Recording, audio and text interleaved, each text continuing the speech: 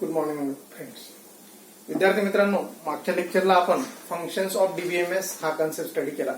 आजच्या लेक्चरला आपला file processing system काय असतं हा कन्सेप्ट स्टडी करून घ्यायचा आहे. तर अगोदर फाईल प्रोसेसिंग सिस्टीम मध्ये आपला काही डिसएडव्हान्टेज आणि काही ऍडव्हान्टेजेस स्टडी करायचे. त्याच्या अगोदर आपण फाईल प्रोसेसिंग सिस्टीम ही कन्सेप्ट काय हे समजून घेणार आहोत. तर file processing system is use to store the database. ही एक अशी सिस्टीम आहे की याचा यूज आपला डेटाबेस स्टोअर करण्यासाठी केला जात असतो.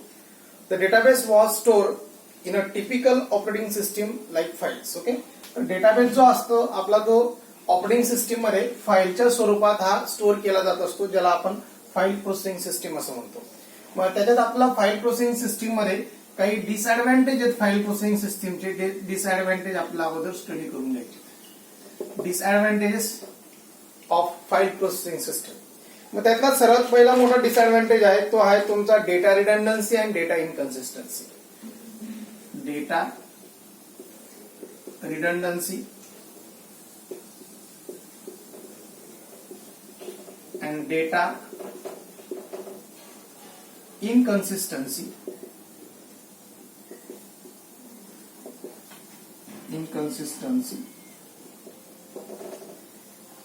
हा झाला तुमचा पहिला डिसएडव्हान्टेज फाईल प्रोसेसिंग सिस्टीमचा. मग डेटा अगोदर आपण सर्वात अगोदर स्टडी करू डेटा रिडंडन्सी म्हणजे काय. डेटा रिडंडन्सी म्हणजे काय, to avoid the data redundancy means to duplications of data in a file processing system. आपली फाईल प्रोसेसिंग सिस्टीम अशी आहे की redundancy is a unnecessary duplications of the data. म्हणजे आपल्या फाईल्स मध्ये काही असा डेटा असतो जो डबल आलेला असतो, त्याला आपण डुप्लिकेशन्स ऑफ डेटा पण म्हणू शकतो. That is a duplication of data is known as a redundancy. For example की समजा मी एखादं अकाउंट डिपार्टमेंट तयार केलं आणि त्याच्यात मी एखाद्या विद्यार्थ्याची रजिस्ट्रेशनची इन्फॉर्मेशन स्टोअर केली. त्याचबरोबर मी एखादं रजिस्ट्रेशन डिपार्टमेंट तयार केलं, त्याच्यात पण मी एखाद्या विद्यार्थ्याची इन्फॉर्मेशन स्टोअर केली. म्हणजे काय झालं की अकाउंट डिपार्टमेंट मध्ये पण रजिस्ट्रेशनची इन्फॉर्मेशन स्टोअर झाली. परत रजिस्ट्रेशनचा परत एक मी टेबल बनवला, त्याच्यात पण मी स्टुडंटच्या रजिस्ट्रेशनची इन्फॉर्मेशन स्टोअर केली. म्हणजे हा काय झालं, मी एकच डेटा डबल ठिकाणी त्याचा यूज केला, म्हणजे काय duplication. That is a concept of the data redundancy. आपण डेटा रिडंडन्सी असं म्हणू शकतो. त्याच्यानंतर डेटा इनकन्सिस्टन्सी. डेटा इनकन्सिस्टन्सी म्हणजे काय, तर data inconsistency occur when there is a data redundancy. Data inconsistency हा कन्सेप्ट केव्हा ऑकर होतो, ज्यावेळेस तुमचा डेटा रिडंडन्सी हा कन्सेप्ट ऑकर होईल. मग डेटा इनकन्सिस्टन्सी म्हणजे नेमकं काय असतं ते आपण बघू. Data inconsistency means different copies of same data are not matching. म्हणजेच काय, different copies of same data म्हणजेच वेगवेगळ्या प्रकारच्या एकाच डेटाच्या वेगवेगळ्या प्रकारच्या कॉपीज तुम्हाला बघायला मिळतात आणि दे आर नॉट मॅचिंग आणि ते मॅच सुद्धा होत नाही. That is a concept of the data inconsistency. For example जर बघायचं म्हटलं तर address information of a customer is recorded differently in different files. जसं आता मला एखादा कस्टमरचा ऍड्रेस स्टोअर करायचा आहे, तर मी कस्टमरचा ऍड्रेस वेगवेगळ्या फाईल्स मध्ये वेगवेगळ्या ठिकाणी कस्टमरचा ऍड्रेस वेगवेगळा ऍड्रेस टाकला. म्हणजे काय झालं, डेटा इनकन्सिस्टन्सी झाला. डेटा इनकन्सिस्टन्सी मी तुम्हाला अगोदरच सांगितलं, same data different copies of same data are not matching. Different copies असतात, सेम डेटा असतो पण तो मॅच होत नाही, ज्याला आपण डेटा इनकन्सिस्टन्सी असं म्हणतो. फॉर एक्झाम्पल तुम्हाला सांगितलं की समजा माझ्याकडे एखादा कस्टमरचा ऍड्रेस आहे, मी तो वेगवेगळ्या फाईल्स मध्ये वेगवेगळ्या स्वरूपात स्टोअर केला असेल, तर that is a concept of the data inconsistency. त्याच्यानंतरचा पुढचा आपला ड्रॉबॅक किंवा डिसएडव्हान्टेज बघायचा आहे तो म्हणजेच difficulty in accessing data. Difficulty in accessing data. विद्यार्थी मित्रांनो, फाईल प्रोसेसिंग सिस्टीम मध्ये काय असतं की आपण जो डेटा स्टोअर करत असतो तो आपला सहजासहजी ऍक्सेस करता येत नाही किंवा ऍक्सेस करत असताना वेगवेगळ्या प्रकारच्या डिफिकल्टीज आपल्याला त्या ठिकाणी बघायला मिळतात. That is a concept of difficulty in accessing data. तर in a file processing system not allowed to access data convenient and efficient way. It is not easy to retrieve the information using conventional file processing system. For example जर बघायला म्हटलं तर समजा मी काय केलं, suppose the account department college went to find a student in a particular address say as a Dhule. समजा एखादा अकाउंट डिपार्टमेंट आहे, त्या अकाउंट डिपार्टमेंट मध्ये मला एखादा धुळ्याचा विद्यार्थी शोधायचा आहे. मग तो विद्यार्थी शोधत असताना मला मी धुळ्याने सर्च करणार आहे. मग एखाद्या वेळेस मला ती जी इन्फॉर्मेशन बघायची असेल तर धुळ्याचे मला भरपूर विद्यार्थी त्या ठिकाणी बघायला मिळतील. म्हणजे काय झालं त्याला डिफिकल्टी, म्हणजे फक्त धुळ्यावर मी तो विद्यार्थी मला इझिली फाइंड आउट करता येणार नाही किंवा रिट्राईव्ह करता येणार नाही. There are concept difficulty in accessing data, म्हणजे मला डेटा ऍक्सेस करणं म्हणजेच काय, डेटा रिट्राईव्ह करणं. मी जो डेटा स्टोअर केला त्यातून मला तो डेटा बघायचा आहे, तर बघणाऱ्यांना मला ज्या डिफिकल्टीज येत आहेत त्या म्हणजे आपल्या फाईल प्रोसेसिंग सिस्टीम मध्ये येत असतात. म्हणून second drawback is there difficulty in accessing data. त्याच्यानंतरचा आपला तिसरा ड्रॉबॅक येतो म्हणजे डेटा आयसोलेशन. डेटा आयसोलेशन हा पण एक प्रकारचा आपला फाईल प्रोसेसिंग सिस्टीमचा ड्रॉबॅक आहे. तर data isolation, data is scattered in various files and files may be different formats. Writing new application program to retrieve the data is very difficult. बघा काय असतं विद्यार्थी मित्रांनो, data scattered in various files. आपण जो data असतो तो ज्यावेळेस आपण डेटाबेसमध्ये किंवा आपल्या फाईल प्रोसेसिंग सिस्टीमचा आपण अभ्यास करतोय, फाईल प्रोसेसिंग सिस्टीम मध्ये ज्यावेळेस स्टोअर करत असतो, तर स्टोअर होताना तो स्कॅटर्ड म्हणजे वेगवेगळ्या फाईल्समध्ये वेगवेगळ्या ठिकाणी जाऊन स्टोअर होत असतो. आणि तो पण डिफरंट फॉर्मॅट्स, म्हणजे फाईलचे वेळेस फॉर्मॅट पण चेंज असतात. Writing new application program to retrieve the data is very difficult. आणि एखाद्या नवीन प्रोग्रामने तर तो डेटा आपण जर रीड करायचा प्रयत्न केला तर तो आपण इझिली त्या ठिकाणी ऍक्सेस करू शकत नाही. There are concept data isolation, म्हणजे मला एखादा डेटा सेपरेटली एका दुसऱ्या फाईलमध्ये रीड करायचा असेल तर मी तो रीड करू शकत नाही, किंवा रीड करताना मला काही प्रॉब्लेम्स येत असतात. That is a concept of data isolation in file processing system. हा पण एक त्याचा ड्रॉबॅक आहे. त्याच्यानंतर पुढचा ड्रॉबॅक आपण त्या ठिकाणी बघणार आहोत तो म्हणजे data integrity. Data integrity. Data डेटा इंटिग्रिटी, the data value stored in the database must satisfy some consistency constraint. Integrity म्हणजे it is a set of the rules. काही असे रूल्स आहेत जे आपल्या फाईल प्रोसेसिंग सिस्टीमने डिफाईन करून ठेवलेत. मग ज्यावेळेस डेटा व्हॅल्यू मी स्टोअर करत असतो डेटाबेसमध्ये, तर स्टोअर करताना must satisfy the consistency constant. तर ते जे कन्स्टेंट असतात ते मला सॅटिस्फाईड करायला लागतात. ते कन्स्टेंट जर सॅटिस्फाईड झाले नाही तर मला माझा डेटा त्या ठिकाणी स्टोअर करता येत नाही. This describe the problem ensuring that data in the database is accurate. मग हा प्रॉब्लेम केव्हा इन्शुर होतो, ज्यावेळेस तुमचा डेटाबेस हा अॅक्युरेट असेल. म्हणजेच काय, डेटाबेसमध्ये आपल्याकडनं काय वेळेस काय होतं, चुकीच्या व्हॅल्यू त्या ठिकाणी जाऊन स्टोअर होत असतात. That is a concept of the data integrity. हे केव्हा होतं, ज्यावेळेस फाईल प्रोसेसिंग सिस्टम आपल्याकडे असते तर तो हा कन्सेप्ट त्या ठिकाणी होत असतो. फॉर एक्झाम्पल जर बघायचं म्हटलं तर एखादं balance field must value greater than 5000. म्हणजे एखादं अकाउंट ओपन करणं, समजा अकाउंटचं त्या ठिकाणी फाईल प्रोसेस तयार केली किंवा फाईल बनवली आणि त्या फाईलमध्ये मी एक कंडिशन लावून दिली की अकाउंट जो आहे ते अकाउंट ओपन करताना त्याचा जो बॅलन्स आहे तो मस्ट बी ग्रेटर दॅन 5000. म्हणजे बॅलन्स हा 5000 पेक्षा जास्त पाहिजे. म्हणजे मी हा एक रूल्स लावून दिला, ही एक कंडिशन त्या ठिकाणी लावून दिली. जोपर्यंत ही कंडिशन सॅटिस्फाईड होते तोपर्यंत आपला डेटा स्टोअर करता येणार नाही. We have to handle this through program code in the file processing system, but in database we can declare the integrity constant. मग जर मला हे फाईल प्रोसेसिंग सिस्टीम मध्ये करायचं असेल तर मला त्या ठिकाणी एखादा छोटासा प्रोग्राम लिहावा लागेल. पण हेच जर मला डेटाबेस मॅनेजमेंट सिस्टीम मध्ये डीबीएमएस मध्ये करायचं असेल तर मी एखादी इंटिग्रिटी जर लावून दिली, एखादी कन्स्टेंट लावून दिली, मी तो सेट ऑफ रूल्स जर मी त्या ठिकाणी लावून दिला तर त्याच्यामुळे तो ऑटोमॅटिकली हँडल होऊन जाईल. त्यासाठी मला प्रोग्राम लिहायची गरज नाही. That is a concept of the data integrity. म्हणजे मला एखाद्या गोष्टीला काही कन्सिस्टन्सीज लावायचे असतील, काही रूल्स लावायचे असतील तर त्यासाठी मला प्रोग्राम लिहावा लागतो. आणि विदाउट प्रोग्राम न लिहिता किंवा रूल्स न मला लावता येत नाही. तर that is a data integrity. त्याच्यानंतर नंबर 5 इथे कॉन्ग्रुएंट ऍक्सेसिंग प्रॉब्लेम. Congruent ऍक्सेसिंग problem.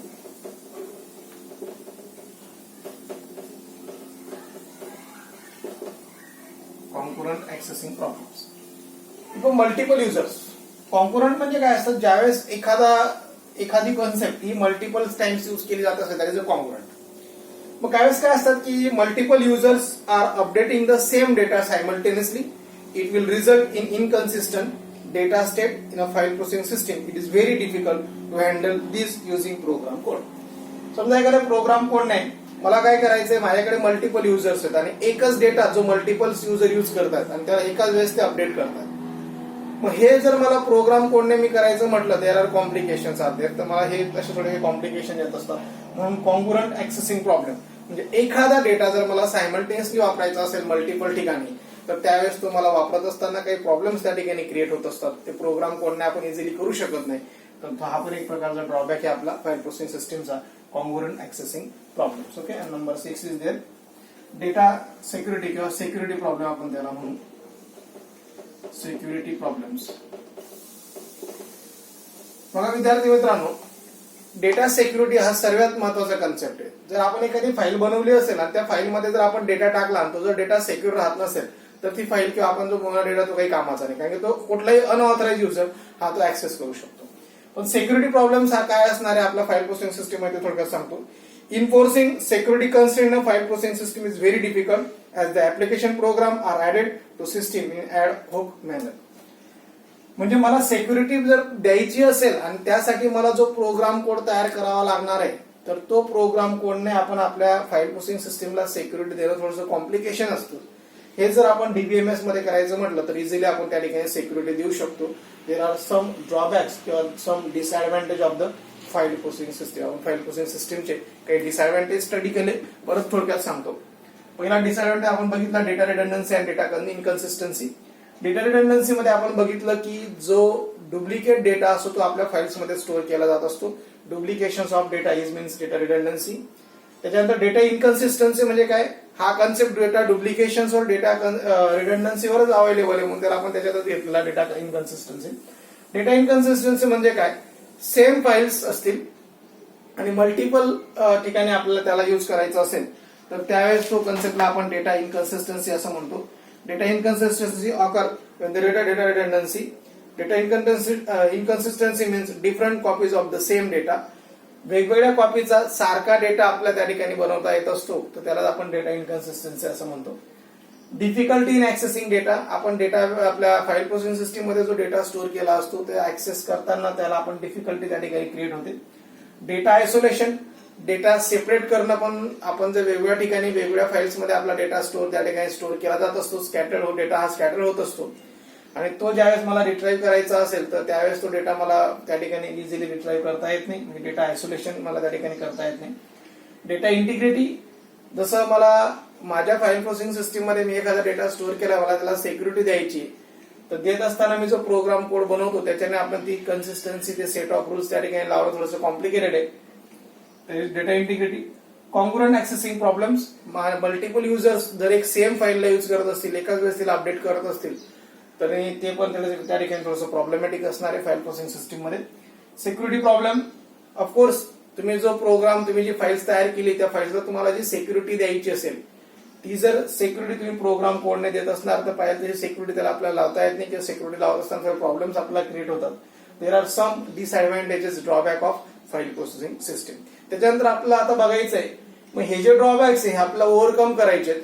मग हे ओव्हरकम आपण डीबीएमएस म्हणजे आपण जी सिस्टीम स्टडी करतोय डेटाबेस मॅनेजमेंट सिस्टीम, हिच्याने हे ड्रॉबॅक्स आपण ओव्हरकम करू शकतो. म्हणून पुढचा कन्सेप्ट बघू आपण, advantages of DBMS core file processing system. Okay, आता आपण ऍडव्हान्टेजेस घेऊ. Advantages of DBMS over file processing system. File processing system. म्हणजे आता जे फाईल प्रोसेसिंग सिस्टीमचे ड्रॉबॅक्स होते ते आपल्याला ऍडव्हान्टेजेस मध्ये कन्वर्ट करायचे. ते केव्हा कन्वर्ट होतील, ज्यावेळेस तुम्ही फाईल प्रोसेसिंग सिस्टीम ऐवजी डेटाबेस मॅनेजमेंट सिस्टीमचा वापर करणार. म्हणून आपण आता डिसएडव्हान्टेजेस ऐवजी लिहू advantages. Advantages of DBMS over file processing system, म्हणजे फाईल प्रोसेसिंग सिस्टीमचे जे ड्रॉबॅक्स होते तेच आपण आता डेटाबेस मॅनेजमेंट सिस्टीम मध्ये ऍडव्हान्टेजेस म्हणून बघणार आहोत. ऍडव्हान्टेजेस, त्यातला फर्स्ट ऍडव्हान्टेज या ठिकाणी मी सांगतो. जसं आपण बघितलं होतं की फाईल प्रोसेसिंग सिस्टीम मध्ये काही ड्रॉबॅक्स आपल्याला बघायला मिळाले. तसं आता फर्स्ट ऍडव्हान्टेज आहे independence of data and programs. Independence of data and programs हा पहिला ऍडव्हान्टेज आहे. आपण ऍडव्हान्टेज अगोदर लिहून घेऊ. दुसरा ऍडव्हान्टेज आहे controlling रिडंडन्सी. Controlling रिडंडन्सी.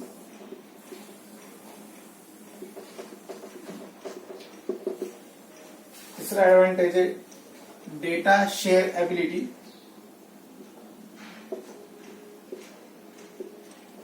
Data share ability. चौथा जो फाईल प्रोसेसिंग सिस्टमचा डिसएडव्हान्टेज होतो म्हणजे डेटा इंटिग्रिटी. तो आपला डीबीएमएस चा ऍडव्हान्टेज आहे, डेटा इंटिग्रिटी. पाचवा आहे सेंट्रलाइज कंट्रोल.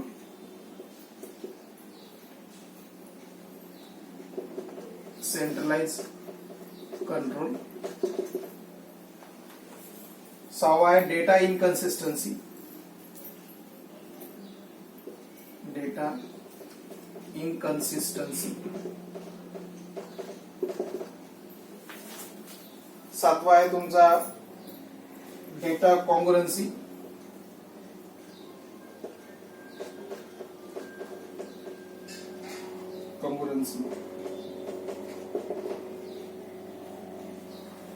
आठवा आहे तुमचा डेटा सिक्युरिटी.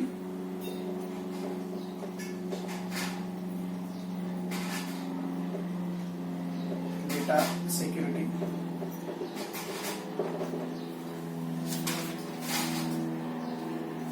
नववा आहे तुमचा परफॉर्मन्स अँड इफिशियन्सी.